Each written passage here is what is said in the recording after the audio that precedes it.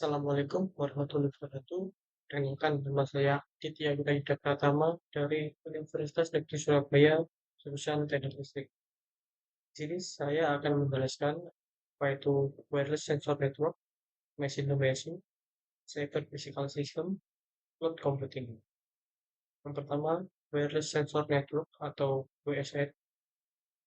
WSN atau jaringan sensor nirkabel adalah kumpulan sensor yang terhubung secara nirkabel yang bekerja bersama untuk memantau dan merekam kondisi fisik lingkungan tertentu seperti suhu, kelembapan, tekanan, getaran, dan polusi.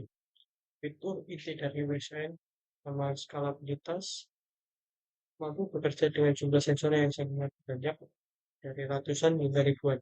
Yang kedua, self-organization mampu membentuk dan menyesuaikan diri secara otomatis tanpa konfigurasi manual. Yang ketiga, real-time monitoring mampu mengirim data secara cepat sesuai kebutuhan. Yang keempat, fault tolerance jaringan tetap dapat berfungsi meski ada node sensor yang gagal atau rusak.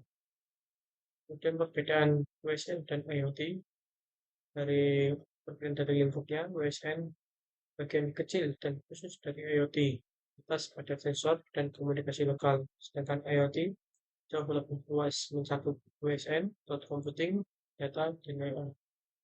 Perbedaan dari konektivitasnya, WSN biasanya menggunakan protokol lokal seperti ZigBee, Bluetooth, dan LoRa. Sedangkan IoT wajib terkoneksi ke internet, bisa melalui Wi-Fi, seluler, atau satelit.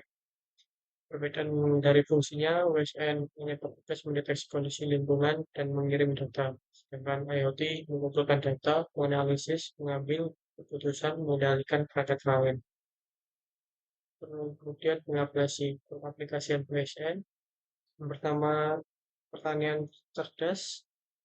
WSN digunakan untuk memantau kondisi lahan pertanian seperti kelembapan tanah, suhu, dan kadar nutrisi. Kemudian yang kedua, pemantauan struktur bangunan.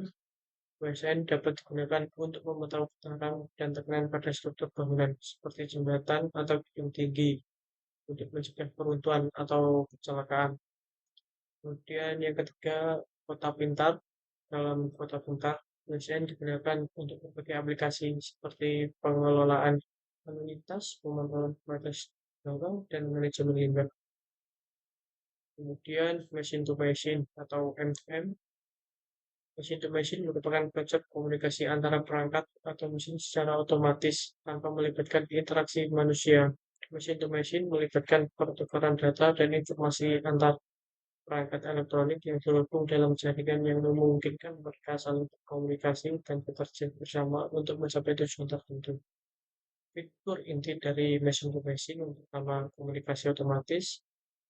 Mesin dapat bertukar informasi tanpa intervensi manusia. Dua, pemantauan dan kontrol jarak jauh. Perangkat bisa dimonitoring dari lokasi berbeda. Yang ketiga, skalabilitas. Dapat menambahkan perangkat baru tanpa mengganggu yang sudah ada. Perbedaan mesin to mesin dan IoT perbedaan dari lingkupnya, mesin to mesin memiliki lingkup yang sempit hanya antar perangkat tertentu. Dengan IoT jauh lebih luas, mencakup mesin to mesin, cloud computing, big data, dan AI. Perbedaan dalam konektivitasnya, mesin to mesin tidak selalu menggunakan internet, bisa melalui GSM, GPS, dan hardware. Dengan IoT selalu berbasis internet. Dan dalam pengolahan data, mesin to mesin, data diproses secara lokal di perangkat atau server tertutup. Sedangkan IoT, data dikirim ke cloud untuk analisis lanjutan. Dengan kemudian pengaplikasian mesin to mesin, yang pertama sebagai anjungan tunai mandiri atau ATM. Mesin to mesin digunakan pada anjungan tunai mandiri ATM untuk memungkinkan perangkat ini berkomunikasi langsung dengan sistem komputer utama bank. Teknologi ini memungkinkan ATM mengeluarkan uang tunai, memeriksa saldo rekening, dan memproses transaksi keuangan lainnya secara otomatis. Kemudian industrial control system, mesin to mesin juga sering diterapkan pada industrial control system untuk memantau dan mengendalikan berbagai proses serta peralatan industri. Misalnya sensor dan aktuator berkomunikasi dengan PLC untuk mengatur suhu, tekanan, dan aliran cairan dalam proses manufaktur. Yang ketiga, smart grid. Dalam smart grid, berbagai perangkat seperti smart meter, distribution transport meter, dan home energy management system berkomunikasi satu sama lain menggunakan teknologi machine to machine. Dengan cara ini, sistem dapat mengoptimalkan penggunaan dan distribusi energi secara efisien. Kemudian, cyber physical system atau CPS. Cyber physical system adalah sistem yang menggabungkan dunia digital dan fisik, memungkinkan interaksi antara manusia, komputer, dan lingkungan. Itu inti dari CPS yang pertama, integrasi dunia fisik dan digital. Dunia nyata dan dunia maya saling berinteraksi secara erat dan sinkron. Yang kedua, adaptif dan otonom. Mampu belajar, menyesuaikan, dan mengambil keputusan tanpa intervensi manusia secara terus-menerus. Yang ketiga, operasi real time. Respon yang sangat cepat agar bekerja sesuai kondisi lingkungan yang dinamis. Perbedaan CPS dan IoT, perbedaan dalam tujuannya, CPS menjembatani dunia fisik dan digital agar sistem bisa beroperasi otonom dan real-time. IoT menyediakan jaringan perangkat pintar untuk analisis dan kontrol melalui internet. Perbedaan dalam konektivitas, CPS tidak selalu butuh internet. Yang penting integrasi, komputasi, dan real-time. Dengan IoT wajib memanfaatkan internet. Perbedaan dalam pengolahan data, CPS data diproses langsung secara real-time, biasa di edge atau sistem embedded, karena harus cepat. Dengan IoT, data dikirim ke cloud untuk analisis menyeluruh. Pengaplikasian cyber physical system yang pertama, industri manufaktur. Industri ini umumnya terikat dengan cyber physical system. Cyber physical system sering digunakan dalam industri untuk memantau proses produksi dan operasional secara mandiri. Sistem ini dapat diterapkan di industri manufaktur untuk mengoptimalkan proses dengan otomatisasi seluruh rantai produksi, menciptakan platform terdensialisasi tunggal untuk seluruh pabrik. Yang kedua, kesehatan dan medis. Cyber physical system sering diterapkan dalam bidang kesehatan.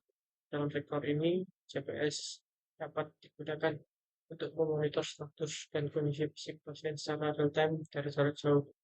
Dan yang lebih penting, hal ini dapat dilakukan tanpa mengganggu pasien. Dan yang ketiga, sistem kendali bangunan. CPS menggunakan metode cyber untuk mengelola berbagai fungsi di gedung, mulai dari pemanas, ventilasi, pendingin udara, dan pencahayaan bangunan. Mereka menggunakan sensor, aktuator, dan algoritma kontrol untuk meningkatkan efisiensi kendali bangunan. Kemudian, cloud computing. Cloud computing adalah teknologi komputasi yang menyediakan layanan komputasi seperti server, penyimpanan data, database, jaringan, perangkat lunak, hingga kecerdasan buatan. Itu semua melalui internet, sehingga pengguna tidak perlu membeli atau mengelola infrastruktur fisik sendiri. Fitur inti cloud computing yang pertama on-demand self-service, kemudian bisa langsung menyediakan server, storage, atau aplikasi. Yang kedua, broad network access, dapat diakses dari mana saja lewat internet.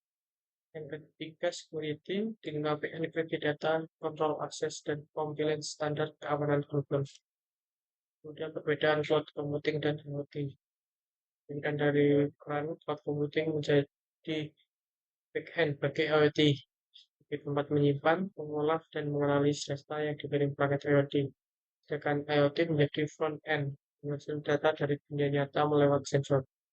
Perbedaan dari konektivitas, cloud computing bergantung pada internet untuk mengakses server jarak jauh.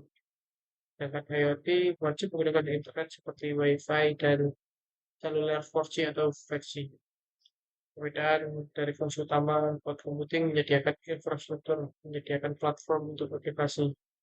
Dengan IoT mengumpulkan data dari sensor, mengirim data ke cloud atau server, memantau perangkat berdasarkan analisis data. Kemudian pengaplikasian cloud computing, pertama penyimpanan data online seperti Google Drive, Dropbox, iCloud. Pengguna biasa menyimpan, mengakses, dan berbagai file tanpa perlu hard disk fisik. Yang kedua, layanan streaming seperti Netflix, Spotify, YouTube, konten film, musik, dan video disimpan di cloud, lalu di streaming ke pengguna. Yang ketiga, e-commerce dan promosi digital. Tokopedia, Shopee, Gojek, dan Grab data transaksi, profil pengguna, dan sistem rekomendasi berjalan di cloud agar bisa diakses kapan saja. Kemudian yang terakhir, bisnis dan perusahaan seperti AWS, Microsoft Azure, Google Cloud Platform. Perusahaan menyewa server atau cloud untuk hosting website, analisis big data, machine learning, hingga backup data. Sekian dari saya. Terima kasih.